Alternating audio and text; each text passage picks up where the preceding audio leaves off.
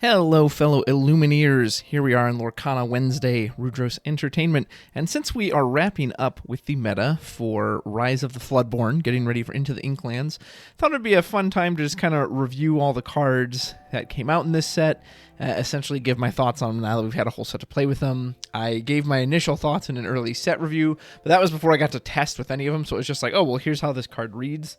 And I was very wrong and very right about several of them.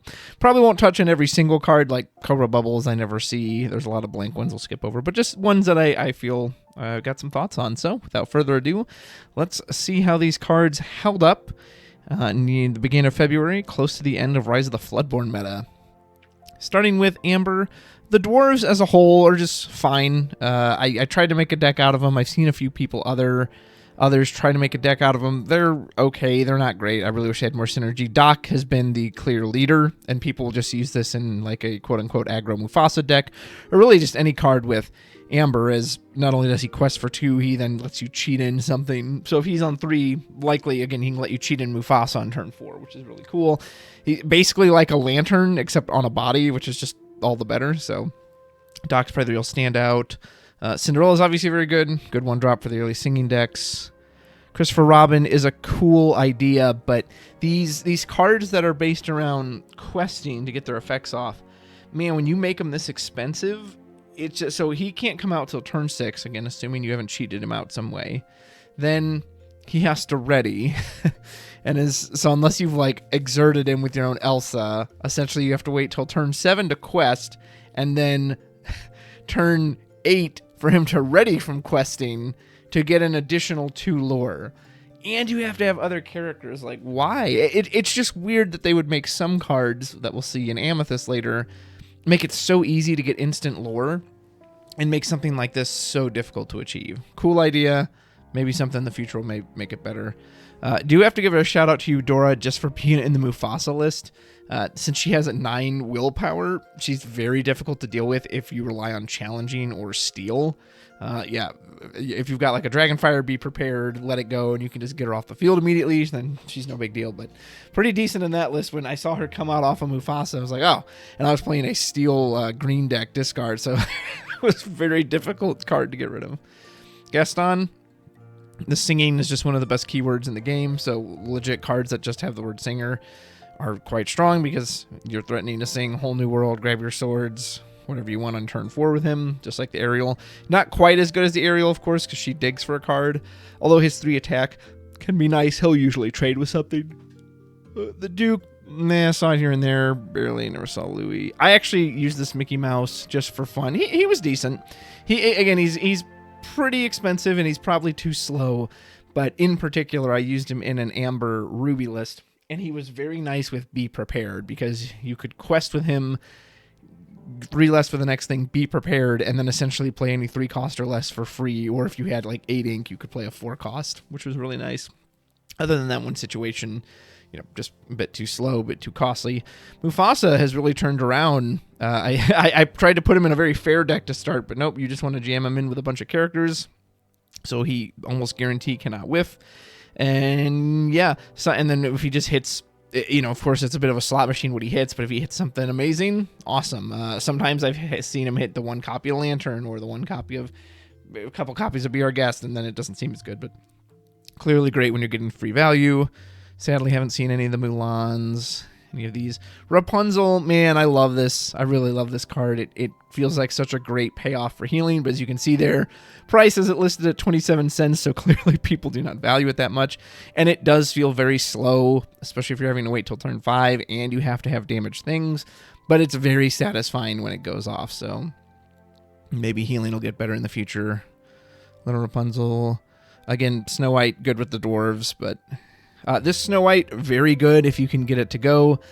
Again, it's very expensive. I wonder if they intended you to shift it, like shift it on turn 4, immediately quest, immediately get back something from your hand. And if it's turn 4 and you're going first, now their turn 4, what can they answer this with? Well, a big Tinkerbell. That's the thing. There's quite a few things already. Not quite a Madam Min Fox on her own, but a fox with anything else can also get rid of her. So cool card, but just didn't really show up a whole lot. And the Queen combo is insane. It's crazy to me that it is cheaper to play a baby queen and then shift a big queen on top of it than it is to just play a big queen outright. It's a total of 3 to do that. That's just nuts that there's I don't think anything else really does that. Like, if you look at the Snow White, she shifts for 4. And these cheapest ones are 2 costs. So you're still paying 6, just getting it out early. Think of Aladdin from Ruby in the first set. The base Aladdin was 3, and then the big Aladdin was 7, shift for 5. So it costs you 8. So it actually would be cheaper to just put out a big Aladdin in the late game. It's just insane how much this was discounted, and you've seen Whole New World, Grab Your Swords, turn to her questing effect is insane as well. Just makes every trade in your favor. Yeah, what a card. Painting the Roses Red you see on occasion just as a card draw. I see World's Criminal Mind on occasion. 0 to Hero seems a bit of a flop. It's just the situations it lines up that you would have that many characters, you're usually either already winning, and the only way they're going to stop you is a board wipe anyway. So yeah, it just seems insanely redundant. Wanted to make a deck out of the Dragon Gem, never got around to it, but I love the idea of just like this kind of infinite recursion if you build into the support mechanic.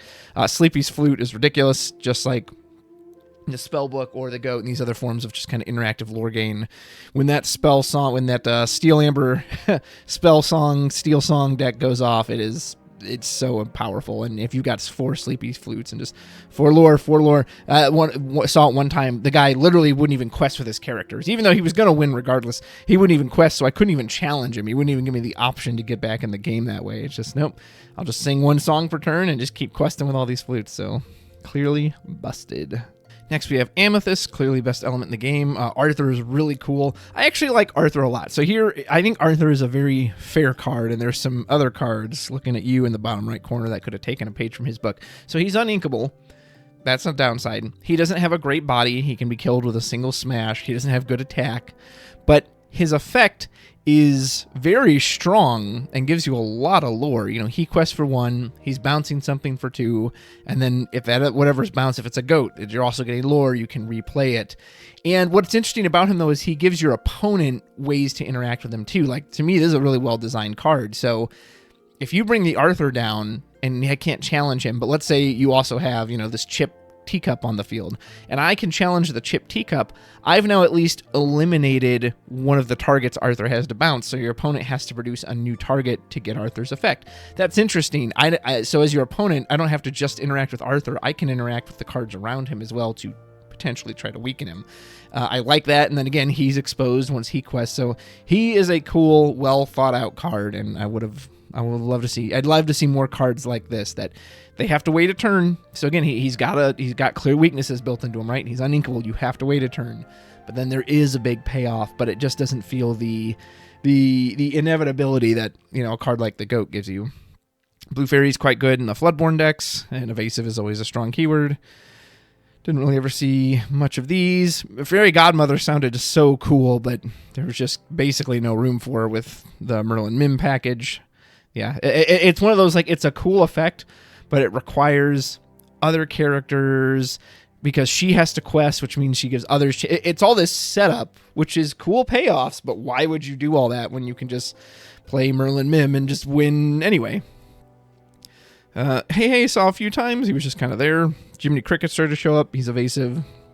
If they're running Pinocchio, the card draw's nice too. Cusco started showing up. Card draw and death. Anything that draws you a card is essentially always going to be worth a look.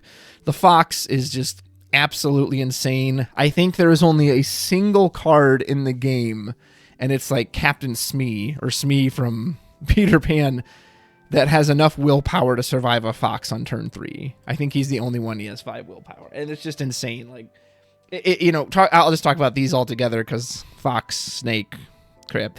It was what these cards should have done. The Mim and the Snake and the Fox, especially, they should have banished the character that you pick. You would then still get benefits from, like, the Goat leaving the field, the Rabbit leaving the field, but you wouldn't be able to just sit there and abuse and reuse these cards. Like, seeing people put down a Snake on 9 ink to bounce their Ursula, to replay their Ursula, is just insane. Like, it's clear they intended you can't play these alone. You have to have another character to even get them on the field. It's clear they intended that to be a downside, but it is not a downside. It's just pure benefit, allowing you to abuse and reuse these entry and exit effects. And watching just Snake Mim, it just bounce the rabbit and drawing 4 cards off the rabbit is just bonkers, just insane. And Merlin, of course, GOAT, just instant lore game. It just feels miserable. Like, it feels miserable to have someone, they're on 18 lore, and they literally they put out 2 goats, go to 18 lore. And what can you do? You cannot do anything. Your only option is to win that turn with your own lore before they can. I've had those matches. Oh, I could wipe this board, and I lose by wiping the board because the GOAT just gets the exit trigger. So that's stupid. Dragon, never saw once. I think I saw one person try to use the rush one. But again, it's like the Gift Fairy Godmother. Why go through all that effort when you just have all these clearly insane immediate entry and exit effects? And why is the rabbit the only one of these that's uninkable? Like, all of these should have been uninkable for effects that strong. Nope, just the rabbit. Merlin, I've heard him a few times. I used the squirrel. These are clearly the inferior versions. Peter Pan Shadow has started showing up as a way to deal with evasive decks. It gives rush characters evasive, meaning your fox gets evasive, your Maui gets evasive. Why? I just don't understand why this effect is in Amethyst. Why? I don't understand why Amethyst has so many of these effects. It has evasive and rush, and card draw and card bounce and good spot removal. I don't get it. Star Attraction is obviously very good in aggro decks. Haven't seen this on the run one too much, or Talkative Puppet. Star Attraction was the big one. Honey Wizard, such a good art. Unfortunate card. Yzma's fine. Again, Yzma's, I think, a well-designed, interesting card that I like. You can choose your own character if you want, so you can use her just to draw more cards, or you can use her as solid spot removal for your opponent with that downside that, okay, but now they do get some benefit. Again, this one feels like it was designed with your opponent in mind instead of just the person using it. Haven't seen much of any of those. Binding Contract sounded kind of neat, but God, 4 ink and it's uninkable. Yeah, haven't seen any of these. And then Spellbook is just great because it puts your opponent on a clock. If you're playing Ruby Amethyst and you've got a Spellbook sitting there, it's really good, especially in the Ruby Amethyst mirror matches, that if you have a Spellbook and they don't, you will slowly, continuously tick up. So, very strong item. Emerald. Beast is such a cool idea. Made a deck around him. It's fun, but this will be the recurring theme for a lot of these cool cards that don't see use. It's just, it requires all this setup, right? And similar to Christopher Robin, he's a 6 cost, and he can't be shifted in. So you're not going to get starting to take over, get use of his effect until turn 7. If you're against aggro, you're already dead way before turn 7. Ruby Amethyst might already be close to beating you at that point too. So cool idea. I hope he gets to do stuff in the future, but yeah, just a bit too slow. This Bell's got to be one of the biggest disappointments.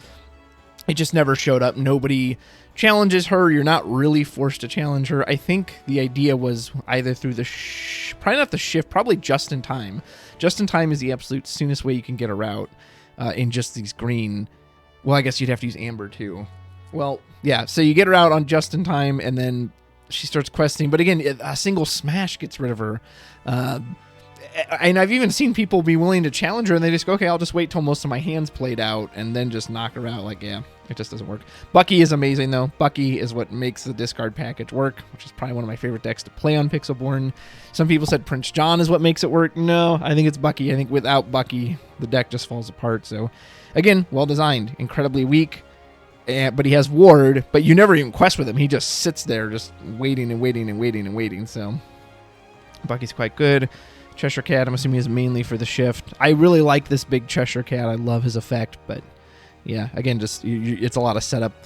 Daisy is quite bad. Again, so you have to, if you're putting her out turn 4, you aren't getting a single discard till turn 5. Well, by turn 5, pretty much anything in the game is going to kill her. She only has 2 attacks, so she probably won't kill what's attacking her. A Maui takes her out, a Fox takes her out, a Goat takes her out without dying. So if her stats were a little better, I could get it, and I understand why they didn't. But again, she isn't even getting the effect till turn 5. Your turn 4 is you play Daisy Duck and and that's it. So, yeah, I wish her stats had been a little better, because I like the idea of, I would rather rely more on her than Lucifer or Bucky, but just too slow. Donald, quite good, works with Bucky as a Floodborn. The shift I've never really used, but He's quite nice. The only thing is sometimes he has bit me in the butt where he ends up giving too many cards to my opponent. However, if you can get them low on hand size, he's a great way to constantly, you give them a card draw, but then you just rip it right out of their hand with the next Floodborn you play for Bucky. So never seen that one. Facilier, same as Cheshire Cat, Daisy, Christopher Robin, all these cards. He's cool, but he's too expensive, and his effect doesn't go till he quests. So that means you have to wait till turn 8 for him to actually do something. Enchantress is nice early form aggro. Little Flynn is great for the shifted Flynn. This shifted Flynn, along with Bucky, is the reason the discard works. It actually lets you race aggro because you're getting so much lore when they have such a low hand size. And it punishes, it's the only thing that punishes them for being on an empty hand. Because once you get their hand to nothing and they're top decking and they're probably either immediately playing or inking whatever they draw, all these extra discard effects don't do anything. So Flynn is the actual payoff, the reward for their hand being empty. So Flynn is fantastic. I absolutely love this card. Haven't seen Gaston or Little John much. Lucifer is kind of a necessary evil. I wonder if this card could have been inkable. I understand what they're afraid of. If ripping 2 cards out of someone's hand is very strong, especially in a game when you only draw 1 per turn, but he often only rips 1 because they will just throw out whatever action card they have. He's fine. Man, the uninkable really, I honestly dropped him down to 2 instead of the original 4 recently because the thing is too, when they get low on hand size, you're playing 5 for nothing. He is a 5 cost 2/2 body, which is wretched for no effect because they don't have any cards left to discard. So I like the idea, but yeah, I think he absolutely could have been inkable. Pain Panic's a fun combo. Started seeing that show up a bit. Pete, again, cool idea. Just another card that like too much work compared to other options. Prince John is quite good, similar to Bucky. It does feel slow when you go Bucky turn 2, Prince John turn 3, and you're not going to be questing for a while because you don't want these cards to quest. You don't want them to be challenged. You just want them to sit there. But it's cool too that he works on your opponent's turn. So if they discard with something like the new Baby Cinderella, that, you know, she draws 1 then discards 1, you technically discarded a card, so John sees that and he draws you a card. So he's fun. I think Bucky's more important in the deck, but John is good and fun. Haven't seen her much. Radigan. Ray is very good in a Mufasa deck or Lemon Lime aggro. Just, you know, he's a 3-quester with evasive. It's quite good. Queen, really cool idea. Haven't seen anyone use it. I'm sure it's a lot of work. Bibbidi Bobbidi Boo is probably... No, there's some of these that are used. Bibbidi Bobbidi Boo's probably the strongest one, being able to abuse a Lucifer entry effect or a Flynn with Bucky. You shift on, you shift on this Flynn. They discard from the Bucky. He sings Bibbidi Bobbidi Boo. He replays himself. They discard again for the Bucky. That's pretty cool. Yeah, that's a strong card. Bounce didn't see much. Hypnotize is great in the discard deck. Probably don't use it too much beyond that, although it is nice as a card draw. Haven't seen Improvise much. Pack Tactics I've used a little bit in Lemon Lime just to sneak wins when you can't just keep a forward on the board and you're like, all right, well, they got a bunch of damaged people, so get lore, but doesn't really see much play. And Ring the Bell is a solid card, especially, again, if they have a big Cinderella, the 7 cost, or a big Beast, or an Ursula, something that you don't want to have to sit there and actually weaken. The fact that you can just put a single damage on it and get rid of it, very nice. Moving on with Ruby. This Donald is just, I think, poorly designed and way too much work, again, when there's so many easier things to be doing. Maybe he should have naturally quested for 2, and then he gets more for each time he gets damaged. I guess they didn't want him to exceed 4 if he's at, like, max damage, but yeah, just too much effort. Saw someone use this Felicia once, but just didn't do much. Like, the 3 power is good, I guess, for, an early Simba, but... it's only, the fact that anything will kill it is just quite bad, and then it can't even quest. So yeah, I'm not a huge fan of that. Saw some people running Fidget just for evasive, but I think they've switched to Peter Pan Shadow. And yeah, that's the other thing. These are in colors that there's just clearly better options. Anashan has potentially a cool effect, but just again, why go through all that effort? Lady Tremaine is insane, particularly with Fox and Snake. I don't think I would hate this card as much if I knew at max I had to face 4 of them in a deck, and they're using a 6 cost uninkable. That's very fair, and this card is a lot weaker against big boards. Again, I think the design of this is interesting. If they have a big board, this card's not very good because they'll just pick the weakest thing and hand it to you. However, it's very backbreaking when you have a single forward. Like if you get to your 5 cost, you got nothing on the board, you put down Tragic Beast Hero, and they immediately just clean it up with Tremaine. It's brutal. That feels brutal. And in particular, it's brutal because it can then be bounced and reused with Snake and Fox. If it couldn't be bounced and reused, I don't think I would mind it as much, but this card is a pain in the butt. Minnie Mouse, Stylish Surfer, very good. An Evasive 2-quester. That's what I'm talking about. Again, why not just do that? Why would you go into the effort of the Diver when you can just have the reliability of the Surfer? Gothel's good. Gothel's really good, especially with Rapunzel, which of course is thematic and makes sense. But a Gothel followed by Rapunzel, instant draw 3 cards. Quite nice, and her stats are obviously very good for a 2-cost. Without Rapunzel, she can just die to anything, but still, she'll at least hopefully take something out. Namari, pretty solid. Actually saw some people use this as just spot removal in like a Mufasa, Amber red deck, yellow red deck. I like that she can just kill anything. Feels a little slow. You play a 4-cost, but it's also a bit of a threat. Like, they don't really want to take it out because it's not really doing anything, but it's also threatening to kill anything big as long as you're there. Queen's cool idea. I like the idea of this challenge heavy deck with her and Shere Khan of you just get this benefit every time you challenge. So I do really like these cards. Haven't seen Radigan. The big Raya sounds cool, but I've never seen anyone use her. Scar is actually quite good. For a 7-cost uninkable, I was very unsure of that, especially with the same stats as a Maui.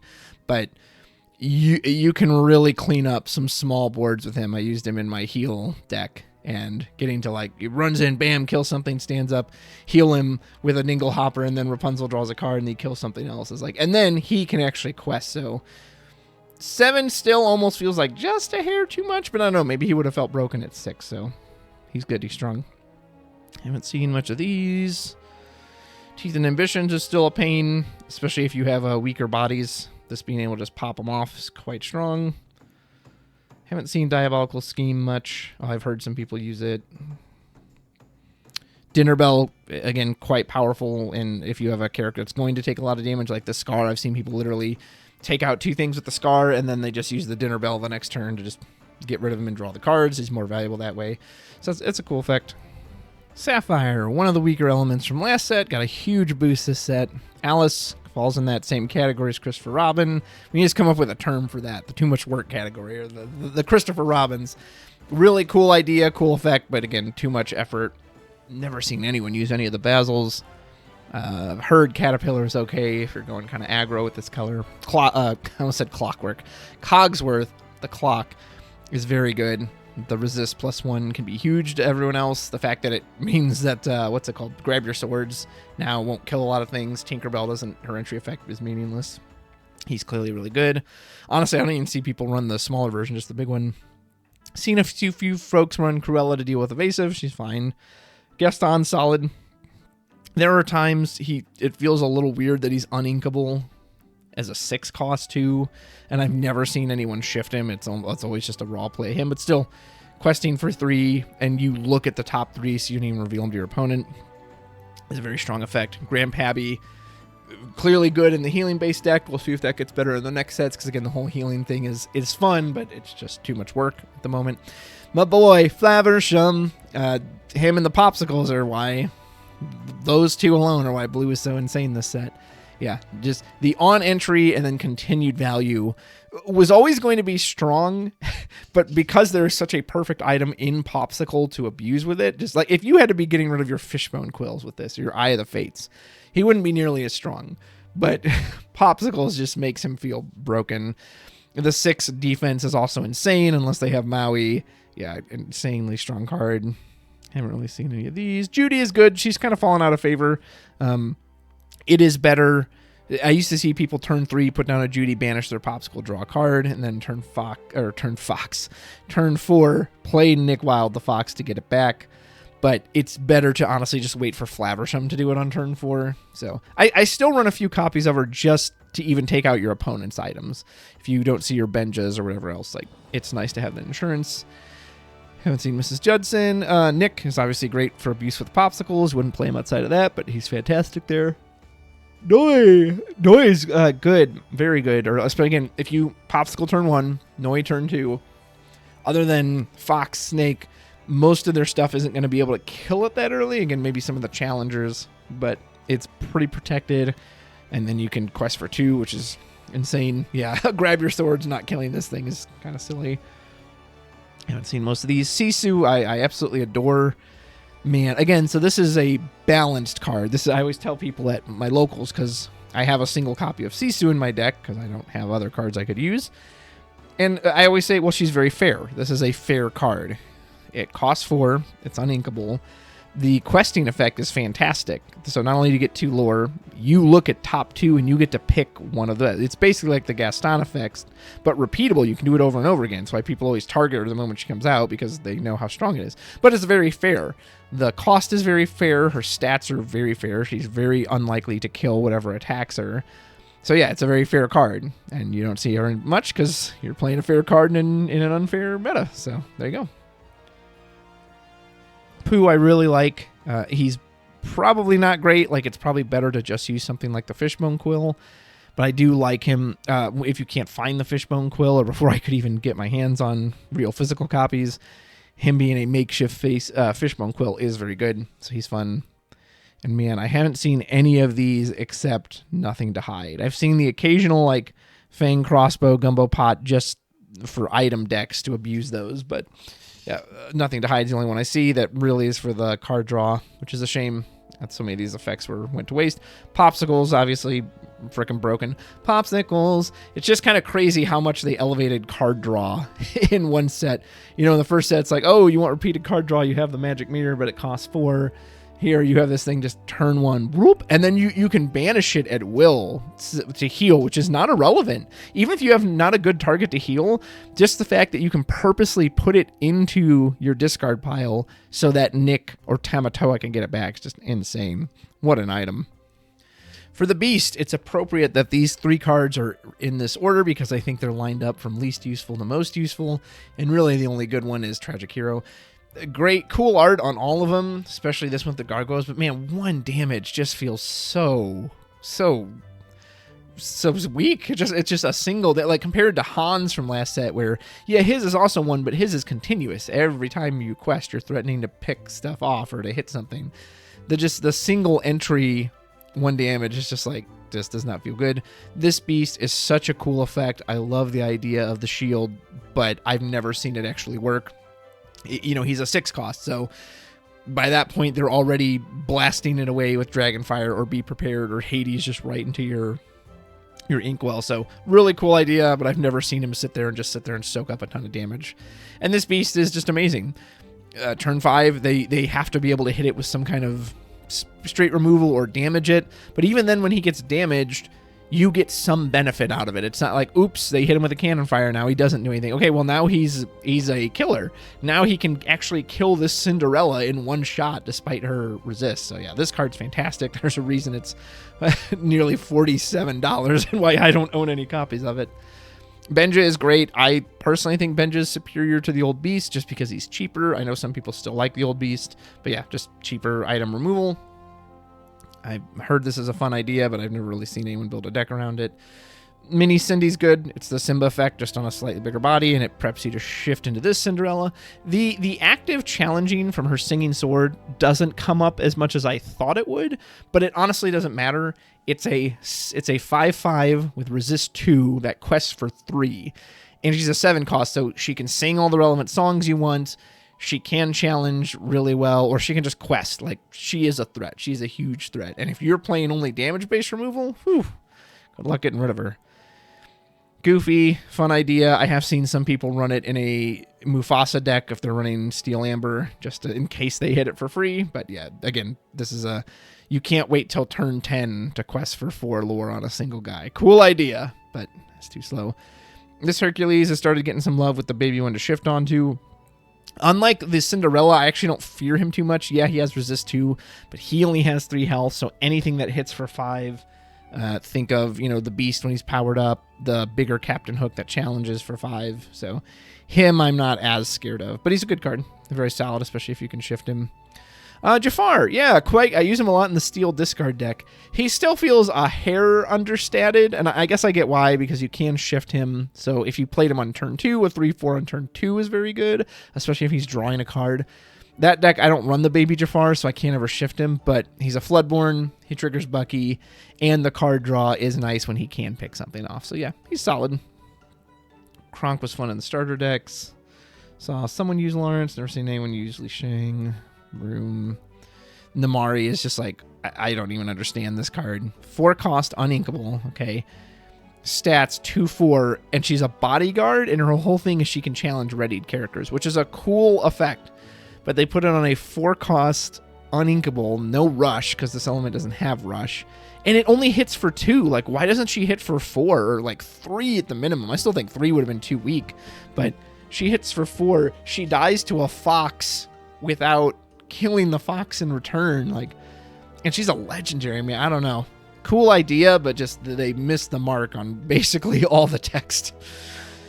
Queen of Hearts actually sounds kind of cool. I've never seen one use it. Robin Hood seems solid. He's really good in decks against aggro stuff where they're putting out Lilos or Maleficents or Pinocchios. It doesn't matter if they keep him ready, protect him with the Mim, and because Robin Hood just shoots him. So yeah, he's solid.